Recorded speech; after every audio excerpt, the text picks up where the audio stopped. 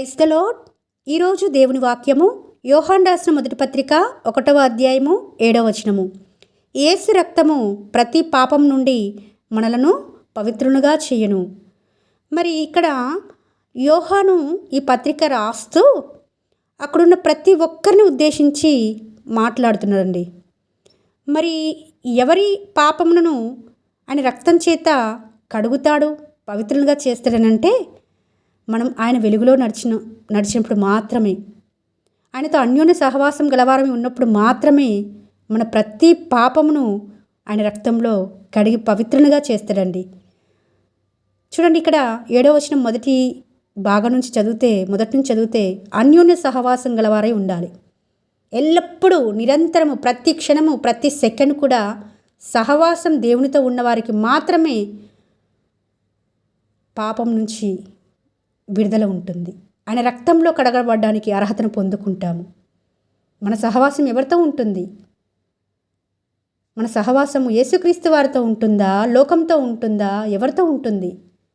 లోకంలో ఉన్నవారమే అండి, కానీ ప్రత్యేకమైన జీవితం కలిగి ఉండాలని దేవుడు ఆశపడుతున్నాడు. నేను పరిశుద్ధుడని గనుక మీరును పరిశుద్ధులై ఉండనని అని వాక్యం సెలవిస్తుంది. మరి పరిశుద్ధంగా జీవించగలుగుతున్నామా? లోకం సహవాసం కోరుకుంటూ మరలా లోకంలో పడిపోతున్నామా? మనము ఆదాము సంతానంగా ఉన్నాం కాబట్టి మన శరీరము పాపమునకు లాగుతూ ఉంటుంది. సాతాను ప్రేరేపిస్తూ ఉంటాడు. మనసు యొక్కయు శరీరం యొక్క కోరికలు నెరవేర్చుకోవడానికి మనమంతట మనం ప్రయత్నం చేయక్కర్లేదండి.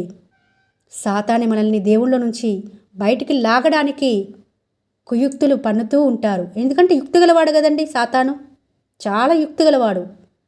ఎలాగైనా మనం చిక్కించుకోవడం చూస్తాడు, ఎలాగైనా బంధించడం చూస్తాడు. అయితే మనం ఎప్పుడైతే ఆ చీకట్ల నుంచి, ఆ పాపముల నుంచి వెలుగులోకి వస్తామో, ఆయనతో అన్యోన్య సహవాసం కలిగి జీవిస్తామో, అప్పుడు మాత్రమే మనకు అంటిన ప్రతి కల్మషమును దేవుడు తన రక్తం చేత కడిగి పవిత్రపరుస్తూ వస్తాడు. ప్రతి దినము రక్తమును కోరుకునే వారిగా ఉండాలండి. ప్రతి దినము రక్షణ మనకు అవసరమే అట. వాక్యం బోధిస్తుంది. ప్రతి దినము ఎన్నో రకాలుగా తప్పిపోతూ ఉంటాము, పడిపోతూ ఉంటాము, మనకు తెలియకుండానే మాట్లాడేస్తూ ఉంటాము, దేవునికి విరోధంగా మాట్లాడుతూ ఉంటాము.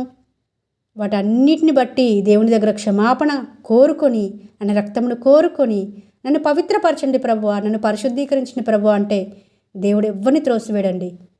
ఈ వాక్యమును మనందరి జీవితంలో నెరవేర్చబడినట్లుగా దేవుడే మనకు పురుకొల్పును అనుగ్రహిస్తుంటుండగా మనందరము ఆ విధంగా సిద్ధపడినట్లుగా దేవుడు సహాయం చేయాలని కోరుకుంటూ మీ సహోదరి ఎలిజబెత్ రాణి.